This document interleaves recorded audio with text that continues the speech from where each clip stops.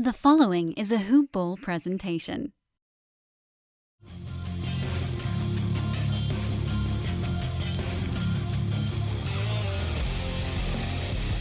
Welcome to the Fantasy NBA Today podcast.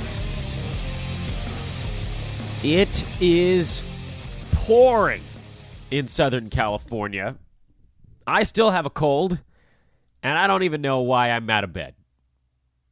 Soul-crushing rain in Southern California today. We don't know what to do with ourselves down here. This is unfamiliar territory. Help. SOS. Somebody come bail us out with a boat or something. It's crazy. What's up, everybody? I'm Dan Besbris. This is Fantasy NBA Today, a hoop ball presentation, also brought to you by, of course, our good partners at Hawaiian Isles Kona Coffee Company, at HI Kona Coffee on Twitter. HawaiianIsles.com is the website. You can just search for Hawaiian Isles on Amazon. Get that joint delivered straight to your doorstep. Prime. Amazon Prime. What a thing, huh? What a thing to be able to get stuff like that. I mean, seriously, all you have to do is type Hawaiian space IS, and Hawaiian Isles Kona Coffee is the first thing that pops up. Their featured product, their Kona Hazelnut, is an Amazon's Choice. It's Amazon's Choice, man. It's got the badge. You can get it on Subscribe and Save if you want. You can get free delivery tomorrow if you get $35 worth of stuff. Go get it. Hawaiian Isles Kona Coffee Company. Our partners in crime here in the fantasy basketball landscape. And the best part of the whole thing is that they love fantasy basketball. It seems crazy. You never know who's going to be the fantasy file out there. The NBA file? Doesn't matter. I am drugged to the hilt. We're going to get through this bad boy. We've got a couple things to cover today. It's Wednesday, so it's DFS Day. We'll have Mike Apotria coming up in about 15 minutes on the podcast, break down the upcoming DFS card, and, of course, results from last week's contest, which, not surprisingly, I did not win again. Are you guys tired of hearing me not win? I feel like this is probably pretty funny for you now, right? It's funny for me. I don't mind just, putting my quarters in the piggy bank, because that's basically what's happening at this point. I'm just funding this operation. I actually did pretty well last week. I was 37th, so I was only 17 places out of winning money. I had 285.5 points, and to win money, I needed 300.25. So I was actually less than 12 points away from winning money last week, and it's pretty obvious what went wrong for my team, but I'll let Mike tell you. I had a couple of really smart things I did last week, but it wasn't enough. Nick Batum, by the way, was a really smart thing I did last week. And Draymond Green killed my team. Okay, I couldn't wait. I couldn't wait for Mike to tell you what I screwed up last time around. There wasn't like one key guy that got people over the hump last week. Batum was actually one that ended up making a pretty big difference for a lot of teams. The winning team that managed to get two players with 60-plus points was able to do it with a lot of sort of cheapo guys that performed well, 25 to 35 points, and then two whoppers. Smart play. I've tried to do that before, and I screwed it up. Anyway, we're not into the DFS part of the show yet. You guys can hear it. I'm very nasal today. I apologize. I know it sounds a little bit different. You guys probably don't care as much as I do, but as someone who's a little bit of a vocal narcissist, when I hear my voice in my ears and it sounds different, that makes me upset. Diving straight in, let's talk season-long stuff for a few minutes here before we dive into the DFS. Yesterday was a relatively uneventful Tuesday card. A couple of things jumped out, and we'll go through them one by one. Anything that became interesting.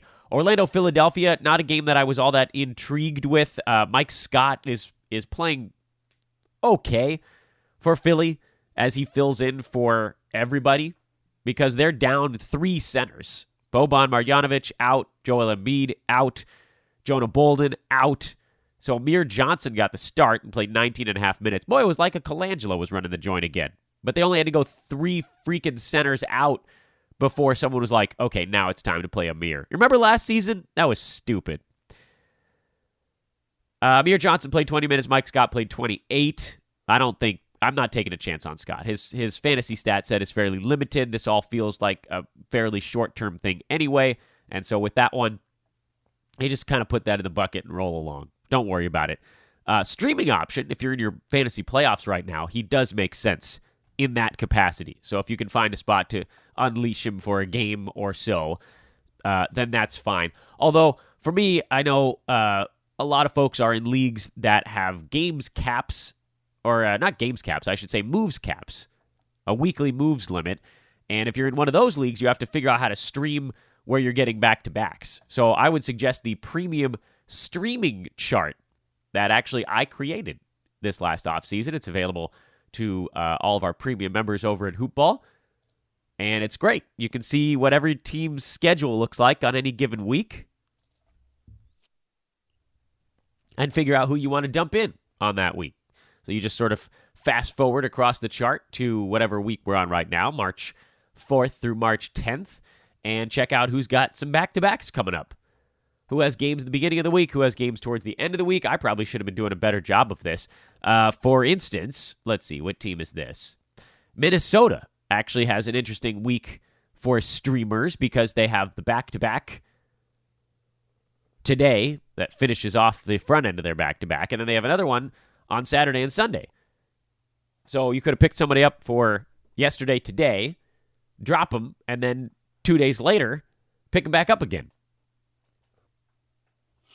I don't know who that would be, but you guys get the idea. Try to figure out how to mix and match your schedules so that you're maximizing your games played per move made over the course of the week. And we'll talk more about streaming stuff probably starting next week. I think a lot of folks' fantasy playoffs begin next week. I think some started this week, but the vast majority of you guys are kicking them off next week. So that game was not particularly interesting. Chicago at Indiana. Can you guys believe how great Robin Lopez is these days? It's really remarkable. And I'm just sad that I only have him in 2 places. I feel like I should have had him in more. But I'm happy where I've got him because he's been terrific over the last 2 weeks. He's been a top 50 fantasy player, shooting 60%, 16-6 with 2 and change blocks per game. I mean, it's crazy. He's been amazing. I can't wrap my head around it that this is what we've come to as we approach the end of the season. But here we are. Robin Lopez dominating.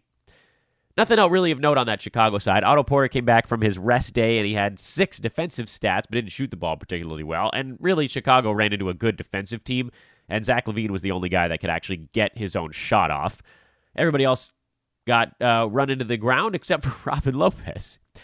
Indiana's pretty predictable these days with no Domantas Sabonis. That just means a few extra minutes for Kyle O'Quinn, but not enough to be relevant. So you've basically just got the 5 starters, and this is what we were hoping for to start the year with Victor Oladipo instead of Wesley Matthews. But, Wesley Matthews is probably worth using, I guess. Again, you have to need a particular stat set, which is a couple of threes, a steal, about 3 boards and 3 assists per ball game. It's not going to be anything special. He's really doomed to have a pretty low ceiling, but it could be useful in the right spot. So the way I knocked him early on after this trade was probably unfounded. There was just no upside there. But there's also no deep floor. You know, his floor is like the 3rd level of the apartment complex, and his ceiling is like the 5th level of the apartment complex. You're never going to get all the way up to the top, and you're never going to get all the way into the basement where everybody's parking their cars. But you're going to get very predictable top 110, top 120 type production that could jump to top 90 for a week and could fall to like top 140 for a week. But he's really wedged in pretty tight. Houston waxed Toronto. This ball game was a blowout. Toronto came back to get it close, and then Houston pushed back out in front again. Their rotations are tightening up. I'm still curious with Houston, and not so much in this particular ball game because this one was a lot of James Harden and then a smattering of other guys that all performed admirably. Gerald Green shot the ball well, so did Austin Rivers. Chris Paul did not. He shot 1 for 10 in this ball game. Clint Capella was fine, if unspectacular. PJ Tucker was fine, if unspectacular. You guys get the idea. My question here is, what happens when when Kenneth Faried comes back? Not Nene. He actually played in this ball game and logged a whopping 14 minutes. What happens when Kenneth Faried comes back? How many minutes is he actually going to see? Capella played 34 minutes in this game. Let's assume that that's where he sticks. PJ Tucker played 36, Eric Gordon 31, James Harden 37, Chris Paul 31.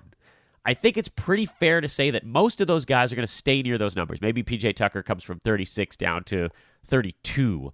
Eric Gordon, maybe he comes down from 31 to 28 or something like that. But that only accounts for 8 minutes. The other 14 from Nene could go to Faried, so that gets him to 22. And then the question is, do they shuffle bodies around? Do they bring Capella down from 34 to 30, 34 to 32? Do they dial Gerald Green back a little bit and move everybody up a slot in terms of where they're playing on the floor? I don't know. I really don't know. We don't have enough of a sample size to say this is what's going to happen when Faried is back and healthy. I am cautiously optimistic that he can get to 22 minutes per game. Where I'd like him to be is 25 or more. And over 25, he's not going to be a great fantasy asset because he's going to rebound a lot. He's the manimal. He gets the nickname because he's just ferocious, racing around, grabbing stuff. But he's not a big-time defensive dude, and that was why playing 30-something minutes was a big deal for him. He doesn't shoot the free throw well, but in only 25 minutes, the amount of times he gets to the line will obviously decrease on top of the other stuff. But he is probably a top 100 guy if he gets to 25 minutes. He was top 90 in 27 minutes. He was top 70 in his 30-some-odd minutes. So I think top 100, top 110 is achievable for him on good field goal percent, some scoring, not a ton, a lot of rebounds, and a smattering of blocks and steals. And we talked about what these centers can do for you. There's such a wide variety of center stat sets popping up that Kenneth Faried, I think, belongs on some fantasy teams. If you're already set in field goal percent, he's probably not really worth it to your team unless, when you're head-to-head and you're just trying to bolster some of those categories. If you are making a push for free throw percent, he doesn't make a lot of sense. If you have a team build where you want to win field goal percent, rebounds, and let's say, I don't know, what does he actually do on top of that? Field goal percent, rebounds, those are really the two. Let's say you really are focusing on those two categories and you're close to getting set in your head-to-head league or you need to make a jump in Roto, then he makes a lot of sense. So there's a time and a place is basically what I'm getting at, and I can see teams that I'm monitoring right now where he would make a lot of sense. I'm also seeing teams that I'm monitoring where he makes almost none. I don't know. Faried needs to be healthy to be right, and so we wait and see, but he could end up being somewhat useful, especially if Houston decides to rest anybody for a game or two down the stretch. So I would keep a close watch on it. The Toronto side, shout out to at Kobe Shakur on Twitter for pointing out that a lot of the Marc Gasol, Serge Ibaka stuff seemed to be related to matchups. We were wondering what this would mean as they went up against Clint Capella, who is not what you call a big center, because he's more wiry and long than he is gigantic, but he doesn't space the floor. So you probably could have gotten away with more of a lumbering ox to deal with him, but the pick and roll would have been tough. So Toronto went to Serge Ibaka. He had 15 rebounds and 5 blocks. It wasn't enough. Marc Gasol played only 18 minutes in a very tough matchup with the Houston Rockets. And so I think we just have to be really careful with these guys moving forward. Gasol had big games against Andre Drummond and Yusuf Nurkic. Now they've got Anthony Davis coming up. I don't know what they're going to do in that one. Miami with Hassan Whiteside, you might see more Gasol. Cleveland, you probably see more Ibaka. Lakers, who the hell knows? Pistons again, so there's another Gasol game. So if you're sitting on these guys, it's probably time to start mixing and matching a little bit. Not a ton of other footnotes on this Toronto game. Kyle Lowry was epically bad, and it's probably why they didn't stand much of a chance. Kawhi Leonard was actually not that great in this game either. Toronto had only 16 assists in the ball game. Not good. Not good. That's what Chicago had in their loss at Indiana, if you want a point of reference. Portland lost at Memphis. What's happening in the NBA right now? This is the end of a really long road trip for the Blazers, so you have to cut them a little bit of slack. They just sort of took their eye off the ball for one game, and it's amazing how that can change things. Portland was in the middle of a 7-game road trip. They had gone 5-1. They beat Brooklyn, Philly, Cleveland, and Boston, lost to Toronto, won at Charlotte. This was the one to wrap it up before coming home to take on Oklahoma City tomorrow, and sure enough, they just weren't focused. They didn't play good defense. Memphis got loose for 120 points. From a fantasy standpoint, this is almost hurting me more than the Jonathan Isaac stuff, because you guys know how many times I've talked about how much I like Mo Harkless on this podcast. Harkless watch, we called it. He was up, he was down, he was hurt, he was healthy.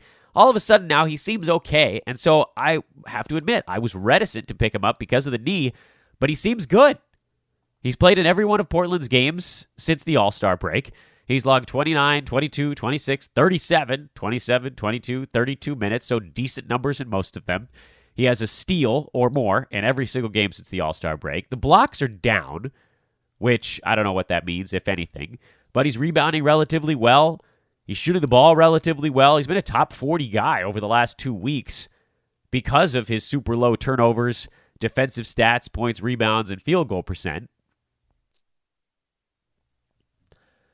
And here I am standing here twiddling my thumbs thinking, his knee's going to get hurt any minute now. I think you can go ahead and just pick him up and hope that this thing sticks. You got to need the stat sets, though. Some points, some rebounds, some steals, low turnovers, field goal percent, that type of stuff. Enes Kanter, 11-3 in this ballgame. He is exclusively a percentages guy. I think the rebounding is a little bit lower than we would have hoped. He got pushed around a tiny bit by a very large Memphis front court, but he got his 11 points on a perfect 4-for-4 shooting. His 3 turnovers were the thing that I think I would argue held his game down a little bit. He is who we thought he was. 11 points. I thought he would get closer to 7 or 8 rebounds. The 11 points is spot on what we expected, and good percentages. So if you need that, there's an option as well. But I don't know. I don't know what your team needs. That's the key here. It's all about mixing and matching to find out what stat sets fit. Mike Conley got loose for 40 in this ball game. Beefy output. Delon Wright, 25, 4-1 with 2 steals, a block, and a 3-pointer. He's been coming on a little bit. Ceiling is capped because he doesn't take a ton of 3-pointers. And as long as Conley is in, he's not going to be able to get up into the 30s in minutes. But he's a guy that has been on our watch lists basically since the All-Star break and continues to be on our watch list. Avery Bradley, same old high floor, low ceiling output. Joakim Noah, still playing well, 9-10 with 7 assists and 2 steals. I'll admit I was hoping for some blocked shots, but I will certainly take it. Quality line for Noah. He's another center that makes sense down the stretch if you need more of the rebound, assist, defensive stat combo. He's not going to score much. He's usually not going to be a massive help in field goal percent. He's not a great foul shooter, but he can get you the weird 4 in-between stats. Boards, assists, steals, and blocks. Ivan Rabb played 24 minutes in this game, but is not worth using. Oklahoma City at Minnesota. Karl-Anthony Towns got into early foul trouble, and he didn't care. Whoa. 41-14. He came roaring back in this ball game and just ate the Thunder alive. We got some bad news, however, on Rob Covington. Not only that he wasn't able to play in this ball game, but that apparently he's still working on kind of getting up to speed. So my hope that he would play in tonight's game as part of a back-to-back seems dashed. I've got my eye on Sunday for his return now, but if you're starting your playoffs next week, if he doesn't play on Sunday, you might really have no choice but to move on after all this time, and that is rough. A rough pill to swallow. Good to see Paul George back. He was a late unscratch.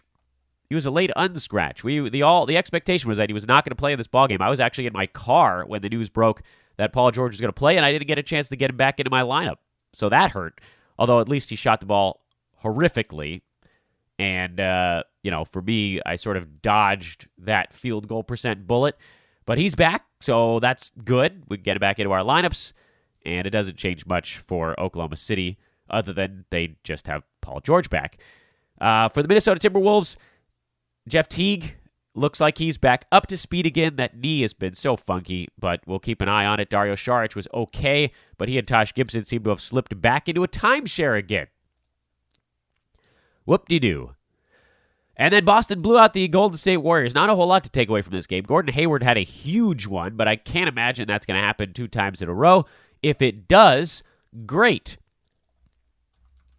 He might be available in your league. He was dropped in a lot of spots because, frankly, he wasn't very good for a very long stretch of time. But he is sitting around the top 130, so a couple of good ball games, and that type of thing can take off. You can jump a lot of space from the top 130 to the top 100. It doesn't take much, even at this juncture of the season, even late in the year. Let's take a quick look here at a massive, massive Wednesday card before turning our attention to tonight's DFS slate. Huge 10-game slate. Okay, so it's not that big, but it's a pretty big one. Dallas is in Washington. I think we got a pretty good idea what's going on with the Mavericks right now. Dwight Powell is surging, so we're using him. Washington, we're keeping an eye on Thomas Bryant. I've got him in lineups right now. I think he's doing enough to warrant a roster spot. Minnesota at Detroit. Certainly, if there's any news on the Rob Covington front, that'd be the only thing that would pop up on the radar. Charlotte, nothing really. Miami, we're obviously always watching them. The Dwayne Wade farewell tour continues. Derek Jones Jr. is a guy we're watching in case he could somehow carve 20-plus minutes out. Doesn't look like that's happening. Whiteside is back, but he came off the bench in the last ball game, so what does he do with Bam in this one? Kelly Olynyk's been good. Goran Dragic is out, I believe. I think we got the early word that he wouldn't be playing in this ball game, so that sucks. So it leaves the usual other guys, but just a lot to keep track of in Miami. I don't know that there's any obvious pickup or drop that's happening in a moment here, because Olynyk should already be on your team from how well he's been playing. Dragic should be on your bench with him being out. Whiteside and Bam, I think, should both be on your bench while we wait to see how that whole thing shakes out. And so we just sort of watch and wait and see if anybody can rise to the top the way that Kelly has lately. Cleveland is in Brooklyn. I mean, this is crazy. I legitimately can't breathe right now, and I hope you guys are bearing with me on this thing. Not paying much attention to this Cleveland-Brooklyn game. I think we got a pretty good idea what's going on. Karis LeVert coming off the bench does look like a better fit. So we'll just assume that continues. Spurs are in Atlanta. Jakob Poeltl hurt his hamstring apparently in that last ball game, so that may have been why his minutes were diminished. We'll keep an eye on that. Atlanta, Taurean Prince is back. Kevin Huerter is healthy. Kent Bazemore is healthy. We're finally going to get a game, I think, where all 3 wings are healthy, and we can get an idea of what they're going to do with Bazemore down the stretch. Thank the good Lord. This game should answer a lot of questions for us. Philly is in Chicago. I don't really have any questions there. Utah is in New Orleans. I don't really have any questions there either. I think Cheick Diallo is worth using. This is a really tough matchup against Utah, but in general, he should have the wiggle room to do stuff. 18 to 22 minutes is all he needs. When AD's in, he's getting closer to 18 to 20. When he's out, it's more in the 21 to 23 range. Jahlil Okafor has that sprained ankle, so the backup center minutes are generally going to Diallo and to Julius Randle. Again, the problem, of course, in this one is the Favors Gobert stuff on the other side. There's never really an opportunity for Diallo to go crazy against a second-string center, so you might see diminished numbers again, which could be a good thing. That could get him dropped in some leagues, and then maybe you'll be able to pick him up when New Orleans doesn't have to deal with Utah anymore. The Knicks, I hate them. Phoenix, I think we're settled in here. Tyler Johnson is buying himself more time with a couple of decent games every now and then. Mikal Bridges looks good. Otherwise, it's generally the starters. Boston is in Sacramento. This is a real letdown spot for the Celtics. We'll see if they can keep the energy up after a big win over Golden State. Harrison Barnes is a guy to watch, at least while Marvin Bagley is out. And then Denver is in L.A. We've heard the Lakers might have some rotation changes. We'll see what that means. I would hope it means get anybody out that's not playing any freaking defense. And then with Denver, we're watching Gary Harris. Let's turn our attention to DFS. The one, the only. I didn't come up with a better M nickname, my alliterative goal here. I'm using them all up on Twitter. I think I've gone with marvelous and magnificent and magical and mystical and mythical, and now we're just going to go with the man, Mike Apotria. Good morning, Mike. Good afternoon to you. Good morning, Dan, and good afternoon to anybody on the East Coast with me. So this is going to be a good one, Dan. I heard you're struggling a little sick over there, so you're going to be battling through this one. But that's why you're here, Dan. That's why you're the guy in charge over here. So, I can no longer call it my flu game because it's literally every freaking week right now. People warn you about this type of stuff with a toddler, or literally everything that happens with a child. I was warned. I was warned that I wouldn't sleep for a year, and I thought, come on, how bad could it be? It was really that bad. I was warned that when you start your toddler either in daycare or preschool, you're just going to be sick all the time. And I thought, what? Come on. These people obviously live in a cesspool. I'll be fine. I've been sick. Okay, so I need to like retreat that word sick a little bit. I had a cold over New Year's. I think people probably remember that one. That was a rough one, too. That was like slight fever, the whole thing, chills, aches, all that good stuff. I got better for, I think, 3.5-ish weeks of January, and then I got another cold right at the end of January, beginning of February. That one came with a lovely cough that I had until, like February 20th, and then I was healthy for 2 days, Mike, before I started to come down with, actually more like February 25th. I had that cough for a long time, and then my kid got me sick again, and this one started on Thursday. The sore throat began. I was able to sort of muscle my way through the first 3 or 4 days of it, and then it really nailed me yesterday. So people should know, many of you listened to the first half of this podcast, and you thought, wow, Dan is like, his voice sounds insane. In between that first half and when I dialed up Mike, I used some sprays of Afrin, which is one of what I would call 2 drugs of the gods. Mike, have you ever used Afrin nasal spray? I've never used that specific one, but I know that they usually say only use like 2 to 3 times per day, and I've kind of tested that when I've had a stuffy nose. So those things do work wonders. Yeah, this is a magical thing. I'm trying to figure out what the actual active ingredient is. I think it's oxymetazoline. Yeah, we're getting real weird on today's podcast. I got a lot of drugs in my system, everybody. So you just bear with me. It's crazy, and it shrinks the blood vessels in your nose. So the swelling goes down, and now I can breathe again a little bit. But it does create what's also known as the rebound effect. So when it wears off, the blood vessels actually expand, so it ends up worse than it started. The other drug of the gods, Mike, Zofran. I hope you've never had to take Zofran, but I'm betting that you probably have stumbled upon it at some point. You know what Zofran is? I've definitely heard of it. I don't think I've ever had to take it, though. Oh, that's wonderful. That's on Dancitron. That is for nausea, and it is truly the greatest medicine on planet Earth, especially if you have gastric issues, which those that listen to the podcast know that I do. So let's talk fantasy sports. Before we even dive into the DFS, Mike, you and I only get to talk once a week on this thing, so I thought I'd give you an opportunity to hit on anything that you think has been interesting over the last week. The one thing that I've been talking about a lot in the pod is how many sort of slightly different breeds of center have been popping up lately, where you have like the Kenneth Farieds, who is hurt right now, obviously, but he can help you in field goal percent and rebounds. And then you've got the Dwight Powells, who pop up and help you in both percentages and steals and some threes. And Robin Lopez, who's popped up, and he's helping you in field goal percent and blocks and actually scoring in a very weird twist. It's just been a strange run here towards the end of the season of centers surfacing that are falling in that top 90 to top 120 range, and each of them seems to have a slightly different stat set that they're good at. I thought that was interesting. What else has been going on that you've been keeping an eye on that you think has just been kind of fun or terrible or interesting as we hit the stretch run here? There's like 5 weeks left in the season now. Yeah, we're running out of time, and it's kind of becoming imminent to keep our eyes on these guys, like these centers that you said. And even if we're seeing guys that are going to be, quote unquote streamers for 2 weeks, 1 week, that's plenty of time to take advantage of that value. And we've seen in, like you said, these centers like Robin Lopez has been absolutely smashing. They're like basically committing to him. Even next year, they said they might even try to retain him. So JaVale McGee, I think we're going to see him pop up a little bit more with Kuzma getting hurt. I know Kuzma's already been ruled out, so that's a guy that we're going to get to in DFS in a minute, but he was nearly dropped in a ton of leagues. This team, they're going to be flip-flopping their starting lineups left and right. They're still trying to make playoffs. They're on the outside shot of doing it. So you got to imagine LeBron just plays all the guys that he kind of brought in there with him.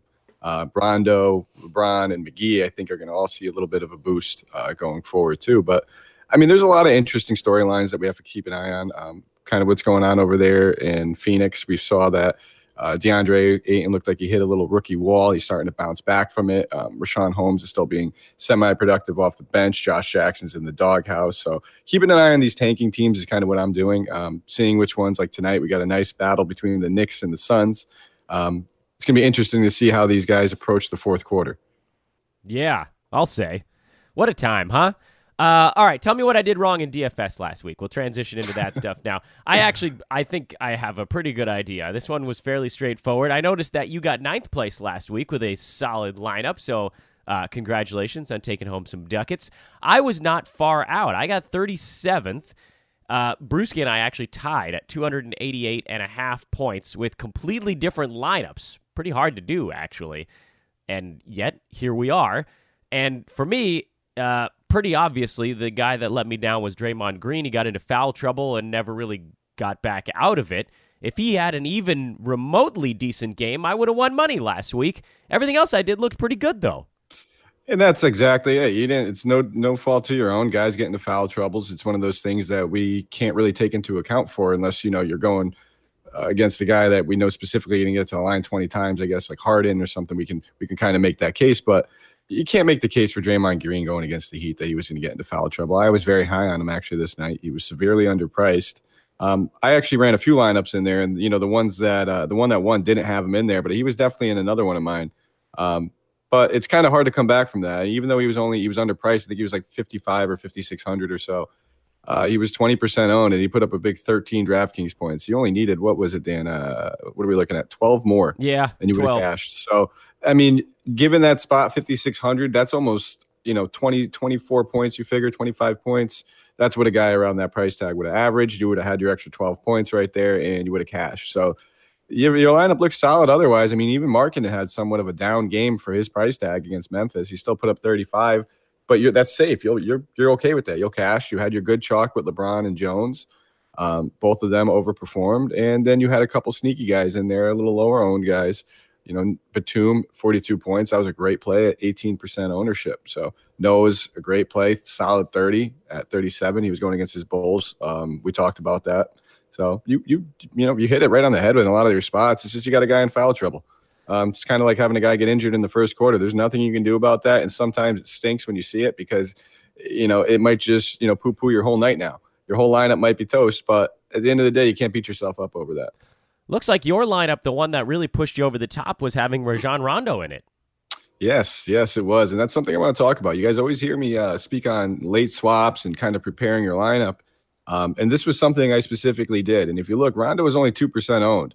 The only other person in the contest that played him was the guy right below me in 10th place. Forgive me if I'm mispronouncing this, Jamie Amato. And I'm guessing that he did the same thing I did. He probably, he had a little bit of Drew Holiday and he fell on that $5,800 range. And your best option without knowing the news was Elfrid Payton against the Lakers. So you were still okay with that. That was still a great play. But Rondo starting, we've seen it time and time again. I think in the 3 out of the past 4 games that he started, he scored over 40 DraftKings points, and he was criminally underpriced.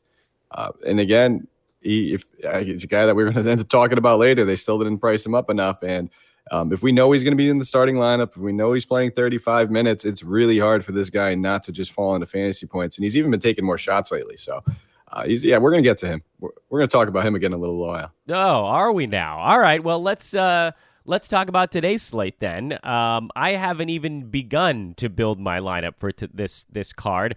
I don't know if I should be confident or if I should be petrified because I feel like I inched ever slightly closer to placing, and yet at the same time, I don't know how much more I could have done right, and I still didn't get into the money.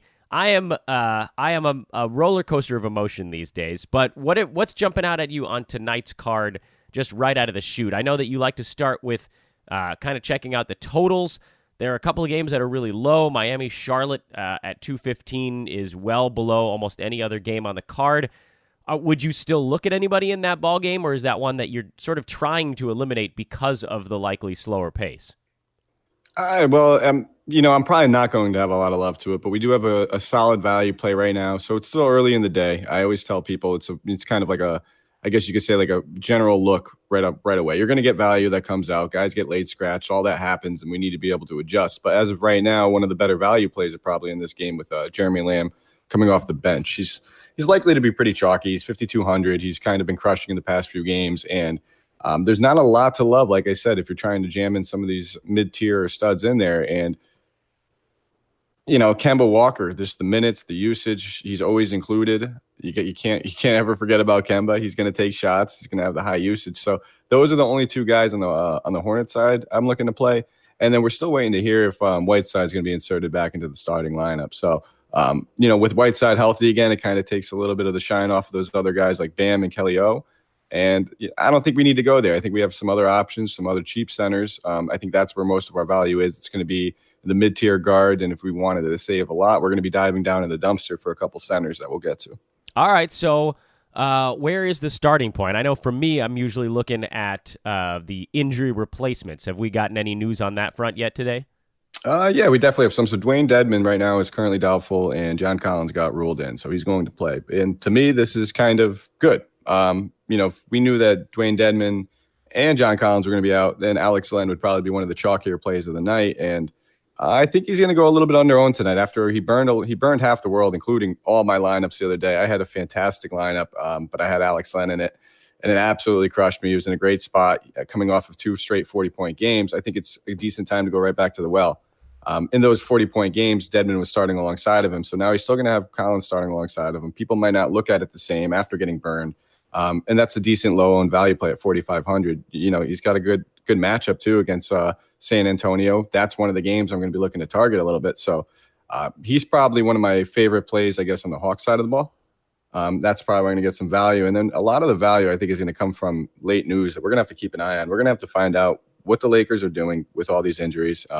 Ingram right now is questionable. Kuzma's already been ruled out. Lance Stevenson's questionable. And all those injuries are going to impact it greatly, because if we hear that Ingram's out, Lance Stevenson's out, Josh Hart immediately flies onto the radar at 3,300. This is a guy that he'd almost have to play high 20 minutes, if not more, and he can produce in those minutes.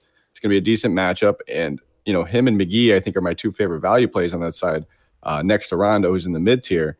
But, if you're afraid of this game getting out of hand, too, you're not too concerned about playing guys like Josh Hart and JaVale McGee, even if it gets out of hand. They have to have somebody close the fourth quarter, and it would probably be a little bit of those guys as well. Robin Lopez, we spoke about him earlier, 5K. They don't like pricing him up, even though he's scoring 30 DraftKings points a night. I'm not looking for a ton of exposure on the Bulls side, and if I do, it's probably going to be a different front court member named Lauri Markkanen, but you can't knock value, and there's a lot of high-priced forwards that we can go with today. I like a lot of forwards, so if you wanted to shift off Markkanen in the lineup and go with Robin Lopez as your center, I wouldn't knock that either. He's been absolutely crushing. And last but not least, I think for as far as injury value that I'm really kind of taking advantage of, we need to hear about Jonah Bolden. So we need to find out who's going to be playing center for the Sixers. They're on a back-to-back, and Amir Johnson, he's kind of a guy that they don't ever want to hard press him for minutes as is. So he played 20 last game. If they get limited even more, Mike Scott would immediately fly up 4,500. He got a big price bump, but if he's playing 30 minutes against his Bulls team, he's still a value play at 4,500. So those are kind of the guys, I guess, like 5K or less that I would, look to get my value in. And if you're looking at the injuries, those are the guys I think that are going to take advantage of it at the lower salaries. But I think the real sweet spot for today is just these mid-range guys between this 5 and 8K range or so. There's just tons and tons of value. So many guys are underpriced on DraftKings, in my opinion. It's absurd, and they have great matchups too. And I think it's going to be a combination of getting this value combined with the right matchups. The high total games, like one of the ones I'll be targeting, will be Dallas, Washington. We just saw Minnesota play Washington. It was 39-40 at the end of the first quarter. Neither of these teams like to play defense. They both like to run a little bit. So I expect that to be a good game to target. The Spurs-Atlanta game, I'm going to have a lot of love in that. We're going to have some love in the LA-Denver game, Sacramento-Boston. So Chicago-Philly, we know all the value over there. So targeting the right guys is always almost like a guessing game, but I'm not afraid of all these 8K guys. I mean, I feel comfortable with Simmons or Harris. If you want to flip-flop between them, play them both, it's okay.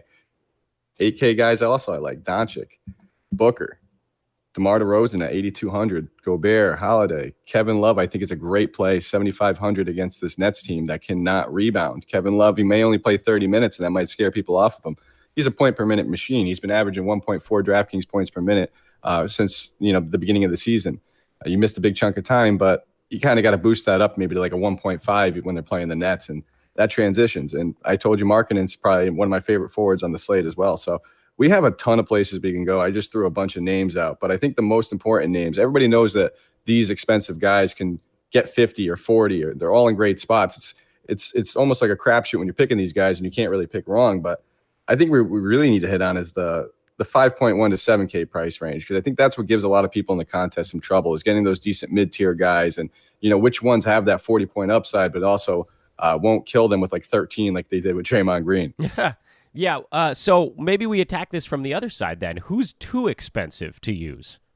See, that's a great way to do it too. And you know what? I'm never going to tell you not to play guys like LeBron. It's LeBron James. He's 11-3. Do I think I need to go up to 11-3 today? I don't think so. Karl Anthony Towns, another great play. He's 10-8. Well, I kind of prefer Jokic over him for 200 less, so I probably wouldn't go to Towns. Beal 9,800. He's totally worth it. He's been absolutely smashing, but it's a little bit too much for my liking. You kind of got to compare it to the relative price ranges of the guys you do like. I do think Beal can do great at 9,800, but I like Doncic at 91 for more. I like Ben Simmons at 89 a lot more. So for me, he's not going to make my lineups just because of those two guys. I'd much rather get exposure to, and I'd even probably rather go down to DeMar DeRozan at 8,200. That's a guy that's 1,600 less that I think can have very similar upside because they're playing the Hawks today. So it's kind of like if you heard a lot of the guys I mentioned, you're going to see other guys around that price range. I dabbled with Kemba Walker a little bit, and I said, yeah, he's in play. Am I going to play him? Maybe in 1 out of every 20 lineups, because I just can't seem to do it over these guys like Booker, Doncic, all these other guys that are going to be in that price range. Jamar, they're not going to make it over there for me. So yes, a lot of these guys are going to be in play, and that's the point of tournaments. It's kind of, you always got to lower your player pool. And that's what I'm doing right now. I'm kind of crossing some guys off because they're too close to the price ranges of guys I know I like in way better spots. Would you, I'm thinking about some of these names, games that could be potential blowouts. You mentioned Ben Simmons. He's been on a really nice run with Joel Embiid out. Does it worry you at all, the Chicago opponent? It worries me a little bit, I have to admit. Like, I'm just looking for ways to try to eliminate guys to narrow down my player pool. I mean, there's always got to be a little bit of worry to it, just because the Bulls, they're the Bulls. They're absolutely trash. There's no secret beyond that. But at the same time, this is a game that we know there's going to be a ton of value. Like, Ben Simmons still isn't priced right. Tobias Harris still isn't priced right. Butler still isn't priced right. Even though he's been underperforming, it's kind of been down numbers that we can kind of expect a little bit of normalcy to hit once it does. And I'd expect a bigger game. But it's only a 5.5 point spread right now, and it's a 230 total. The spread's not scaring me away, and we have to remember Philly's on a back-to-back, and they don't have a big man. They have nobody up front. Markkanen and Lopez are going to have a lot of size up front, so it's going to be tough. It's going to be tough for them to keep up with them in the front court. So just for that alone, I do think that it will stay close. I still have the Sixers winning this game, probably even beating the spread, but as long as it's not like a 13, 14-point blowout going to the fourth quarter, these guys should still hit their minutes. Would you ever do something I know you said the answer to this question in the past is no, but sometimes when I'm running into these types of decisions where I'm trying to pick the right 1 or 2 guys from a bunch of different games, would you ever just go nuts with this Philly-Chicago game? Hope that it stays close? Hope that you pick the Chicago guys that, go with the Chicago front court, go with the Philly wings or something like that, and just say, you know what, you guys duke it out, and then maybe all of you will get me 45 apiece? You could do that, and I generally would only recommend that for people that are trotting out multiple lineups, and I would even say a lot of them, because what you're really hoping for, even if it's a close game and it's a 1-point game, you really need an overtime game for you to hit on the game stacks. I would say you can do mini game stacks where you're playing 4 guys max from that game. That's kind of the most I would do, unless you're full on stacking it, hoping it goes to overtime. And it's a decent matchup where if it goes to overtime, it's going to be a high score and there's going to be a ton of fantasy points, and we kind of have a good idea of where those fantasy points would even come from. On the Bulls side, I would assume the 3 guys would be Markkanen, Lopez, Levine, and on the Sixers side, we would assume it would be Harris, Butler, and Simmons mostly, and then you might see Mike Scott as a little value play. So if I were to 2-part stack it, the guys I would probably do, it would probably be like a Levine, Lopez, Ben Simmons, Tobias Harris if you wanted 4 guys, or if you want to do but then also when you consider how much money you're investing into these guys, Markkanen being 8K, Simmons being 89, what's Levine, 73, and Tobias Harris is 77. That's a lot of your salary right there. So if you play all 4 of those guys, you're going to be missing out on, your Doncic's, your Bookers, your DeRozans, all those other guys who are also in great spots. So the most I'm probably going to get is, I would say, 3 guys of exposure tonight for me. And my favorite 3 guys in this game would be Simmons, Markkanen, and Tobias Harris.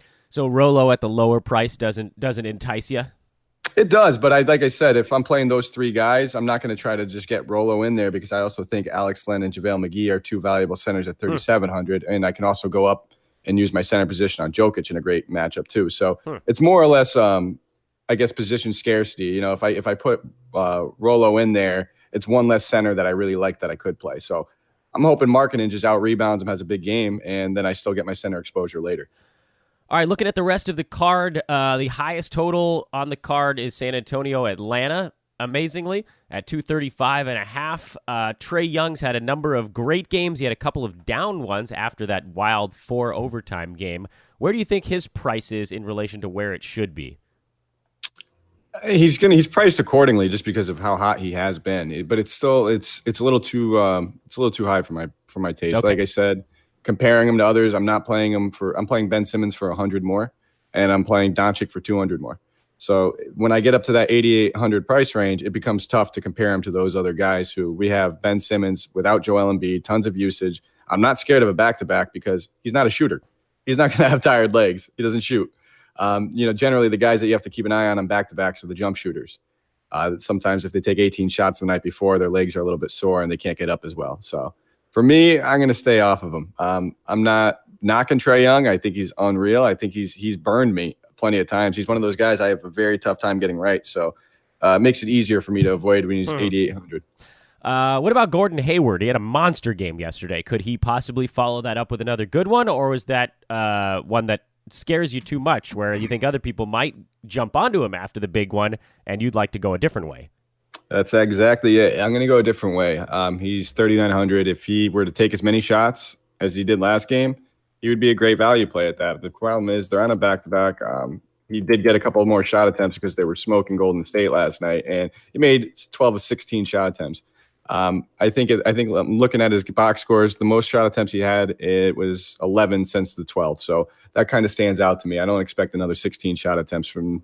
If he's taking 7 or 8, he's not getting yourself to 30 actual points to get there. But 3,900, it's a great matchup. Not for me, though. I think we can go elsewhere. One guy I did want to bounce back and touch on was Derek White. He is severely underpriced on DraftKings. If he continues to play 30 minutes in this matchup, he's probably one of my favorite guards on the slate for that little 5K value range. There's a ton of guys we have to choose from in that range. And I guess once we bounce around a little bit from game to game, I can hit on those guys. But it's something to keep an eye on. I'm very high on Derek White. I'm going to have exposure on this Spurs side of the ball. My favorite plays being Derek White, DeMar DeRozan, and Rudy Gay. A lot of people are going to go Aldridge, but again, I don't knock it. I think he's in a great spot. I just think I can get my exposure on the Spurs side of the ball elsewhere, and then I can plug in my Tobias Harris's, my Lauri Markkanen's, my Kevin Love at power forward. So let's bounce around then. Where do you want to go next? I think one game that a lot of people are going to want to hit on is going to be that Laker game. So, there's other guys on the other side of the ball that, of course, in play. I mentioned Jokic, but we also have Will Barton. He's another one of those guards in that mid-5 range. He's 5,600. We know he's playing 30 minutes, and we've kind of seen Barton turn it on a little bit. And this is one of his types of games. It's going to be a little bit sloppy. It's going to be a faster-paced game, and he's going to be able to play both the 2 and the 3. So he's definitely on my radar. I said that we'd get to Rondo, and if Rondo 6K plays 35 minutes, this game stays intact, I just think he's severely underpriced. I mean, look at his box scores. He's probably going to be a little bit of a chalkier play. But that he's part of the reason why I'm not going to be getting so much LeBron exposure is because I can still get a fair amount of exposure to that game. If it stays close, it's, I'm cool with Rondo and McGee being those guys over there. And, we have to look at Tomas Satoransky, 5,200, underpriced. In that game, I want exposure on that Wizards side of the ball. I mentioned, maybe not being as high on Beal because I'm going to go to other spots. Well, Satoransky and I think Bobby Portis are the other guys I can go to in that starting lineup if I want to get some good exposure, which I do recommend. If you're playing Doncic, you're going to want somebody on the other side to kind of run it back to you. So you're going to want to get as many points as possible in this game. Not saying game stack it, but definitely worth some exposure on both sides. Al Horford, 6,400. He's right in that mid-tier. We'll bounce over to the Sacramento game. And, Boston's on a back-to-back, but a lot of their starters, they didn't have to play a big minutes, so they're pretty fresh still. Kyrie, again, great spot, good price. It's going to be hard for me to get there with, Simmons and Doncic, those 2 guys I'm very, very high on. So if I want to get some exposure to this game, I'm really leaning Al Horford. Not touching Marcus Morris because Aaron Baines is back. I'm expecting him to play on the back-to-back, and Morris has really taken a hit since Baines has been back because they've been doing a lot of Al Horford at the 4 as well. So those guys I'm very high on. Your boy Dwight Powell, if he's going to continue to crush, he's definitely going to be in play. But you've heard me mention a ton of centers I like tonight. So I think that's going to be coming down to construction. If you're going to get your Dallas exposure through Doncic, you might not need to play Powell. Maybe if you're not playing Doncic, you can get some Dallas exposure through Powell. There's plenty of options that you can go with. I must have named about a good 20 guys. It's really hard for me to lower my player pool, especially with that 9K to 7K range. But, as the day goes on, we're going to hear some news that makes the decisions a little bit easier. And I think once you just start plugging and playing these guys, you're going to find yourself with so many combinations of so many lineups you like. It's going to be very hard to make a lineup you don't like tonight. So if you find yourself teetering on this one guy or two guys where, I think they can get me 25, but they can get me 12, you don't need to do it tonight, I don't think. I think we're going to have enough value as the day goes on to kind of get as many, I would say about 3 to 4 of these guys between the 7 and 9K range in our lineups if we want. So if I'm throwing in, say, Markkanen and Simmons and Love, a lot of my guys from that point on have to be in the 6,000 or less range, right? Just from a number standpoint? Yeah, I mean, Ben Simmons, you just said he's 9K himself. Markkanen's 8K himself. I can give you a decent idea of one of my shell lineups I have up on my screen right now. I've been toying with it a little bit. I'm pretty fond of it right now. I'm probably going to edit it a little bit, but I have Rondo in my starting spot, Derek White, Doncic, Alex Len, JaVale McGee, Ben Simmons, and then I still have about a good 10-2 to split the difference, or what is it, 11-2 to split the difference between the last two guys. I can go up to another big forward if I wanted to and spend down, or I can kind of keep it in that mid-range, which I said there's plenty of guys between that 5'2 to 6K range that I mentioned that could play forward as well. Jeremy Lamb, Bobby Portis, and Rudy Gay being in there. So, and Barton. I can go a multitude of ways. And like I said, it's kind of just getting exposure to these games that we know are going to have high totals and picking the right spots for your exposure. Correlate your lineups correctly. So it doesn't make sense to, necessarily maybe go out there and play Barton and Jokic in the same lineup because we have, other guys around that 5K price tag that we can go off of Barton with, so that we can just hope that Jokic has his Jokic triple-double game and basically absorbs all the usage on this team like he should. So it's all about correlation. And then maybe if you're not playing Jokic, get Barton in there and go somewhere else. Like maybe you can go with like a Rudy Gobert if you wanted to spend up at center, or, like I said, plenty of guards, Simmons, Doncic, I'll say him, Booker 100 times. These are guys that we're going to want exposure to. There's going to be high total games. I don't think we need to sit there and dive around and mess around in those too much of the other games. Like I said, the Charlotte, Miami game, 1 or 2 guys you could, but we really don't need to go there. Even Cleveland, Brooklyn, I'm really only looking at Kevin Love in that game. I'm not really touching the Detroit, Minnesota game, and I'm not saying that those guys can't have good ceilings. We got Towns, we got Drummond, we got Griffin, all in great spots, but I don't think we need to go there with all these other high totals, great matchups. I think the biggest spread on the night is 9 points. I might not even be right on that. I might have even dropped. Yeah, 9 points for the Brooklyn-Cleveland game, and Kevin Love's not a guy we're worried about getting limited in blowout minutes because he's only playing about 28, 30, and he's going to smash in those minutes anyway. All right. I hope that's enough to get folks started. It's enough to get me started, but I'll be bothering you on Twitter as per usual, which everybody else can do, at Mike Apotria, MikeApotria. Mike, my man, a big fat thank you as always for making today officially DFS Day. Go enjoy your Hawaiian Isles Kona coffee, and we'll talk to you on Twitter. I will, Dan. Thanks for having me. He is the wonderful Mike Apotria. He gets us through the DFS stuff. This is going to wrap up Fantasy NBA today for today's episode. We'll turn our attention to tomorrow, half-size Thursday. You guys know how it goes now. Tuesday, Thursdays are going to be a little bit shorter. Friday with Brew, I think we'll be live Friday morning about 10 a.m. Pacific time. So if you got some questions, I bet you do, you can hit us up on YouTube with those. That chat room would be open first thing on Friday morning. He is once again Mike Apotria. I am Dan Besbris. This is Fantasy NBA Today, a Hoopball and Hawaiian Isles Kona Coffee Company presentation. At Hoopball Tweets, at Hoopball Fantasy, at Dan Besbris, at Mike Apotria, at HI Kona Coffee. Those are all the Twitter handles you need to remember. And please, folks, I will once again get down here on bended knee at the end of the podcast to plead with anybody who's been enjoying the podcast throughout this season. If you have a moment to rate and review the show, I would very, very much appreciate it. We put our heart and soul into this thing. I know that today you had to listen to me snorting and sneezing into the microphone, and hopefully I'll be better by tomorrow. But who the hell knows? I'm just sick every day these days. But we're going to keep this thing free forever. Fantasy NBA Today is always going to be a free show, and the way that we sort of power that locomotive is to get ratings, to get subscribers, to grow the audience base. And that's how we're able to find awesome partners like Hawaiian Isles Coda Coffee Company as well. So please patronize them if you have a moment. Check them out. Enjoy their delicious flavors. And it's really, that's the stuff that keeps us happy over here. Have a wonderful Wednesday, everybody. Enjoy the big card tonight. Good luck in the DFS contest. If you're going to join that one, the link is on Twitter. We also have an email that goes out every time we open up a DFS contest. If you'd like to get on that mailing list, holler at me. You can send a note to me on Twitter at Dan Besbris, BESBRIS, or you can send a mail to support@hoop-ball.com. They can forward that to me. Just make DFS mailing list the subject line and ask to send it along to Dan, and they will make sure that gets done. Have a lovely day once again. We'll talk to you tomorrow.